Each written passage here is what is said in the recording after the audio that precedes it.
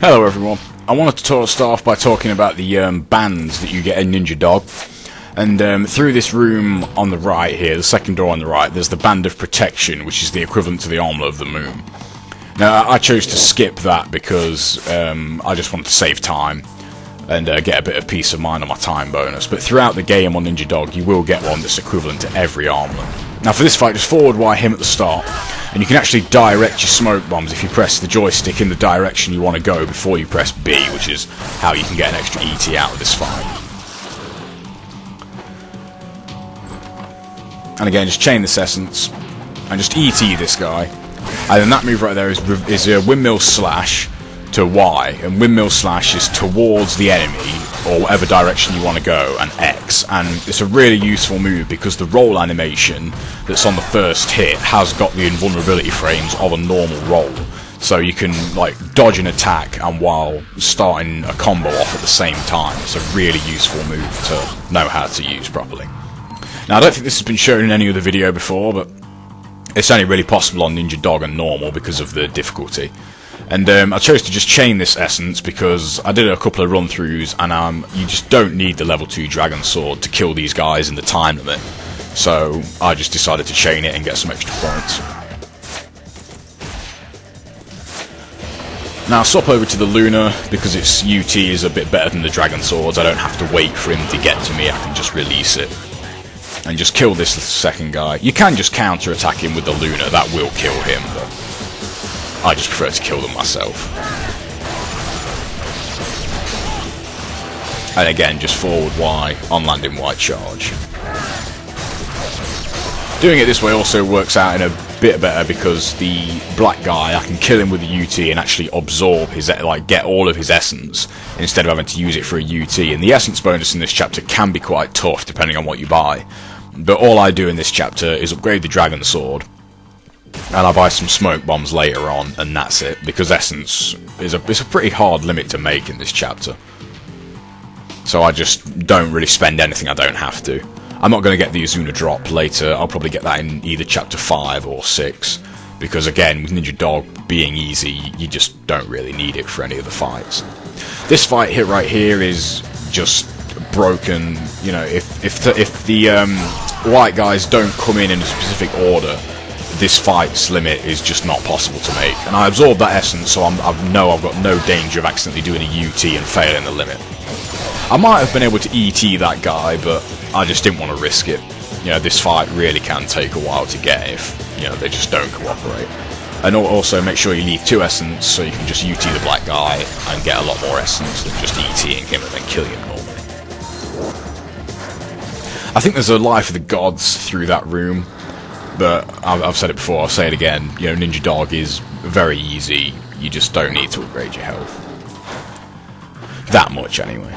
Anyway, there's a fight on that door on Ryu's left in there, and I decided to leave that. I think it was Trent Steele who first showed this technique, but you can leave it and chain essence from the Crank Room fight, and you can get a UT and an ET out of that fight, which is a lot more than you'd normally get. Normally, I think you really do struggle to even squeeze in 1 UT, and that way it's A, a lot easier, and B, you get more points.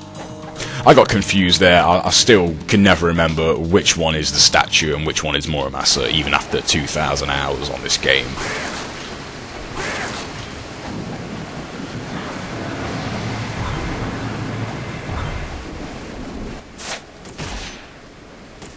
Now the reason I swapped to the Luna is so I can just release the UT as soon as I absorb the essence, and I haven't got to worry about it not hitting anything. And it'll also break the crate that I've left, so I'll have some floating essence around, so I can do another UT straight away. Now for this last guy, you can just either wind path him or counter attack him to forward Y him, but when you forward Y him, make sure you do an on-landing UT when he's on the floor like that. And as long as there's no obstructions in the way, or it's not on an upward slope, the rest of the UT won't hit them, and it's a really good way to squeeze in a lot of extra UTs in certain fights. You'll see me use it in chapter 4 a lot. It's a really useful technique. Now for this one, I always get off 1 arrow on each of them, so when they turn up I can just shoot them once each and it'll kill them, and you get a little bit more of a kill bonus for doing that. And here's what I mentioned earlier, just run straight back here and release it as soon as you get in the room, because it'll come right at you. And then just win past him and ET. And then I go and save. Now I want to show a little shortcut here for the shimmying across this wire. You can angle it properly, and you can jump as to where I just jumped there, and you can skip, you know, a good few seconds on both ways, and you know, it gives you a bit more extra time if you want to save, or you know, buy some items, or you know, whatever you want to do. Now you got to manipulate the camera for this fight. Just keep it there until you get your UT, and then bring it round when the timer will start, and you can just UT him.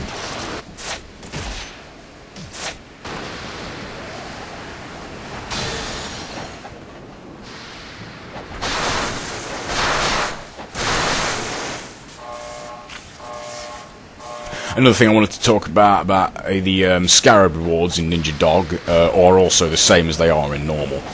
And the first 20 Scarabs are really, really vital. You need to pick up the first 20 because there's a Spirit of the Devils as a reward for one of them. There's also a Life of the Thousand Gods, which saves you, you know, picking up loads of life of the gods and wasting time using them.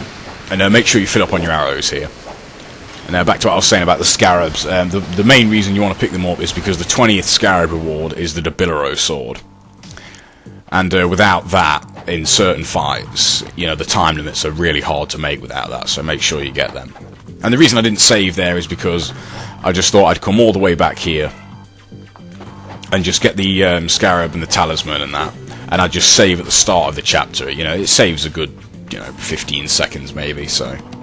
I actually finished with quite a bit of time left on this chapter, so I probably didn't have to make the gauntlets as long as I did, but I really like peace of mind knowing that I'm going to make a time bonus. That's actually the second talisman I've got now, because you get one at the start of chapter 1 when you switch to Ninja Dog mode. So, you know, when it comes to health, you just, you know, you really are just showered with health items in this difficulty. I messed up on the editing there a bit. Sorry about that. But on this fight, as long as you stay 4 steps from the top, the timer won't start, and you know, they won't start attacking you. Like, as long as you're 4 steps. Like, as you can see, this guy is like pointing his gun right at me, but he's just standing there and not doing anything. You can also use the Luna for this, but it's just personal preference. I just prefer the Dragon Sword. So, you know, it really doesn't matter. Now with this UT, just absorb it and then release it straight away, and you know, you'll get this guy when he drops down. But make sure after this you flip up and get that Scarab. As I said, you know, they are important. After the first 20, it really doesn't matter that much, because you only get health and armlets that you'll never use. So. I used the shurikens there to stun him. Now I was really surprised that killed both of them. So I did the Blade of Nitari move to get him on the floor long enough so I can charge up a UT on to get the black guy with, and still have a floating essence so I can chain another UT up here.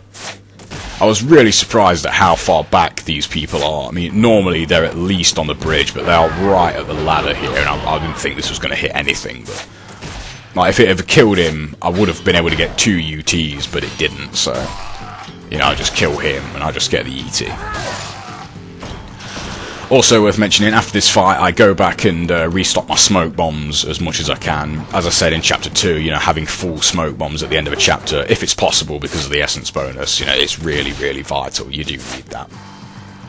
Now the strategy I use for Dynamo is pretty much the same as I use for normal. At the start of the fight, just drop a smoke bomb and jump towards him and do X, Y, Y.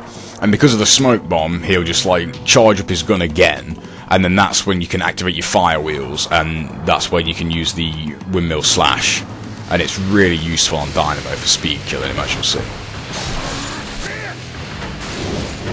A lot of the invulnerability frames just ignore that laser and his grab, and you can, you know, get your combo while still evading his move. I do a fantastic one here. You know, look at that.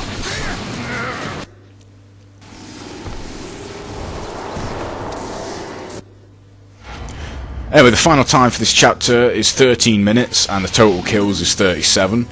And thanks for watching, and I'll see you in chapter 4.